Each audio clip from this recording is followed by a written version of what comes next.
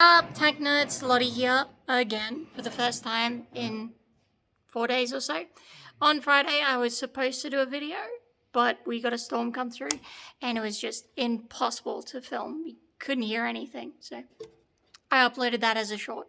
The good news, on the weekend, we took her out and we had an absolutely amazing time.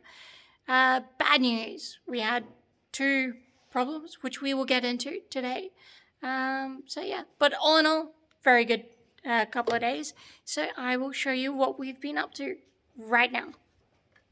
Peter has been chugging away with the new engine, or new assembled engine.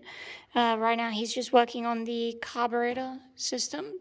This is for the intake manifold. He's just blocked this off because we're not going to be running a thermostat on it while it's on its stand configuration, because it just doesn't make any sense. We're just going to run water straight in there. We do have the thermostat, it's over there somewhere. When it does go into a tank, just get rid of that. It's just a blanking plate. Over here we have been painting more. Peter has just finished the carburetors. There was a lot of crap in these ones, and we just had a new float installed. So these should be pretty good, despite the best efforts of all the local wasps, which love making little homes inside all the jets and what have you. But it's all sealed up now, so that's good to go. It's ready for cleaning and painting. I forgot to mention this a few weeks ago. Those who have been tuned in for a while, you'll remember when this was cracked all the way through. It has been repaired, and I think they did a marvelous job with that. So yeah, pretty good. The water pump is basically done being painted, and we're just doing the bits on the wheel case, and they're looking pretty good.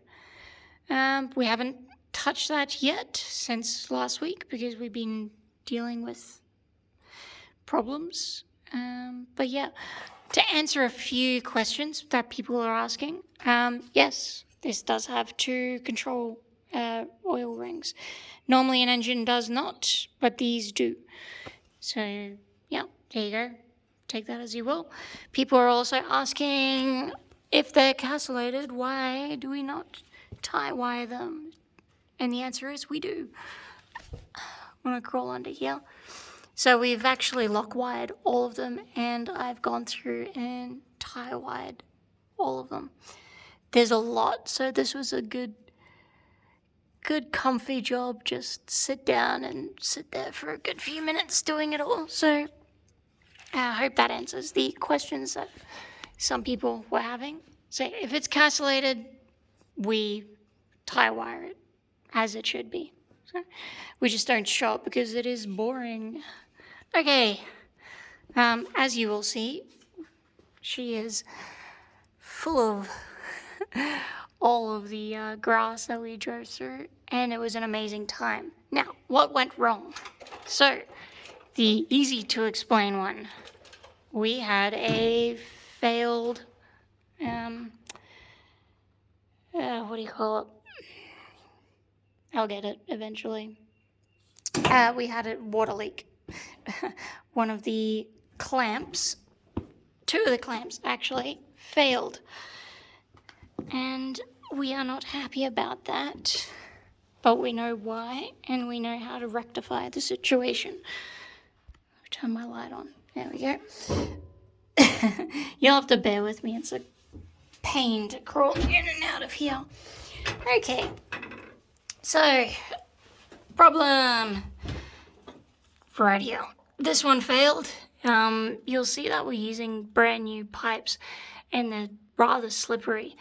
And what we've noticed, so we've had the tank out 4 times now for quite decent runs too, and we haven't had any failures until yesterday when we had 2 clamps fail. The other one is lying around somewhere, but essentially they deratcheted themselves and then slid off one side. So we just had water, basically just pumping water out of the engine. So that wasn't good. But we have put another one on. We're still not happy with them because, well, you know, one is unlucky, two is the start of a trend. So we're going to tie wire these ones back. We're also going to look for others. The ones down here, they're not a problem, but they're also a different type to these. But essentially, when we looked at the other one, it actually, it was quite munted, for lack of a better word. So the heat just did something to it, and it didn't like it, the heating up and cooling down. All fixed, so we're quite happy with that. Now, the other problem, my gunnery stopped for some bizarre reason right at the end when we were doing things. Turn the camera around. There we go. Now you get to look at me. Yeah, the gunnery stopped.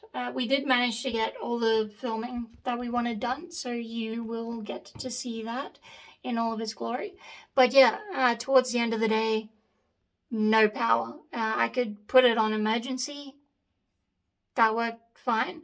But emergency power to the turret is quite easy to work out. It's essentially just straight 24 DC to a motor, which turns the turret. There's nothing complicated about that. Doing it properly, under the stabilized control, it's a little bit different. And I had to work out what failed and why. So if we go over here, this is a voltage, where's my finger? There it is. This is a voltage regulator for the genset. What it does is it turns off, well, for lack of a better term, it turns off the main generator for the Meteor engine when the oxygen, which is this one here, gets turned on. You cannot run the turret, or you rather should not run the turret without the oxygen going, because it simply just doesn't push enough amperage. It's about 120 amps that the oxygen pushes out. The Merlin, off the top of my head, is something like 50. It's not enough. So this little box over here, it regulates that, so you don't get blowouts or anything like that. Essentially, this failed, and you will get to see the other one. Fortunately, we had a spare.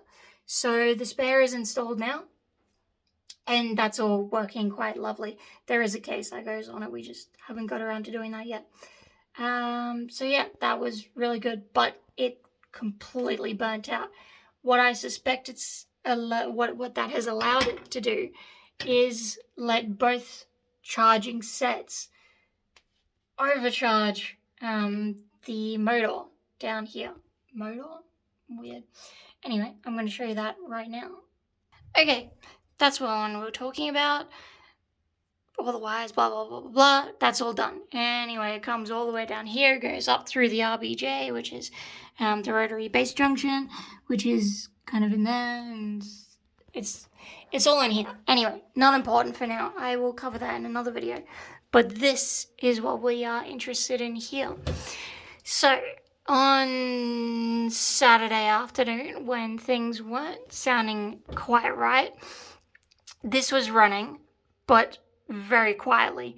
For reference, this is a 2-in-1 system. It's probably best to call it a transformer, but it's really not. It's essentially a DC motor, 24-volt DC motor, that goes into a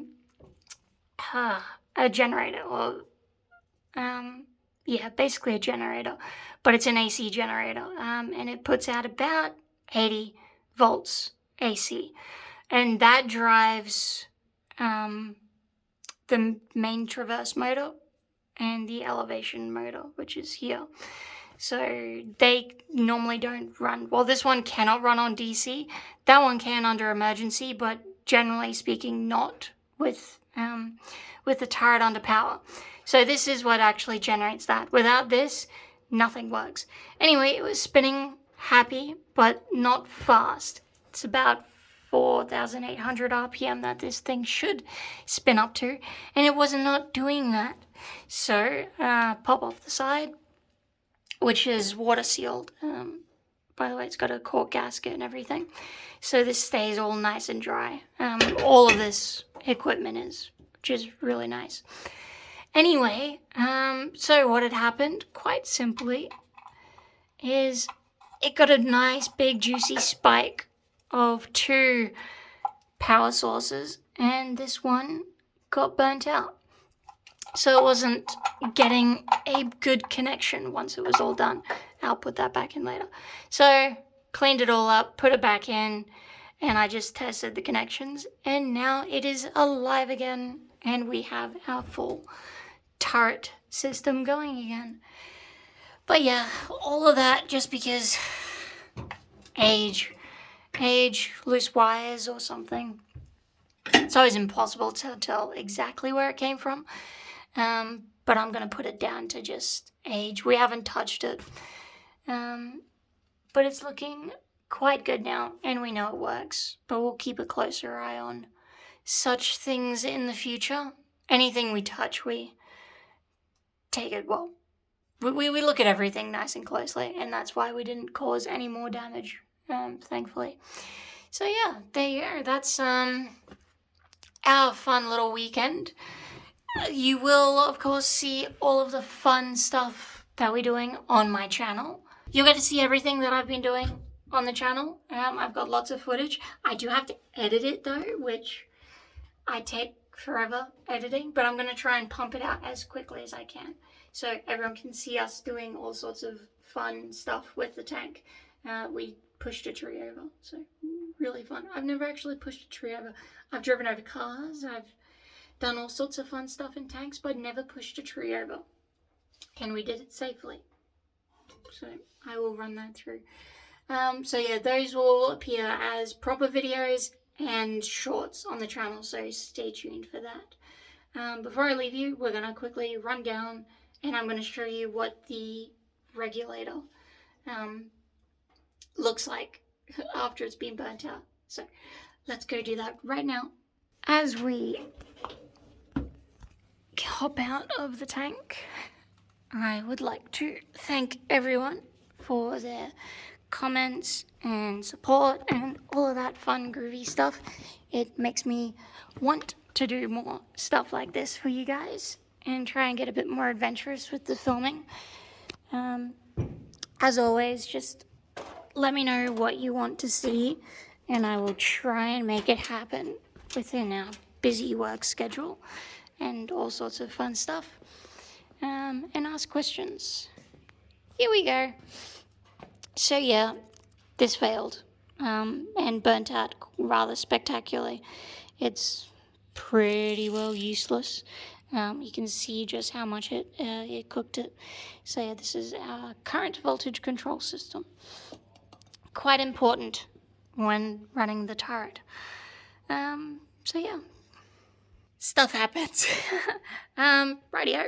So leave a like, comment, subscribe, all the good stuff, ask questions, and I will see you tomorrow, unless we get another storm, in which case it'll be the next day. Bye.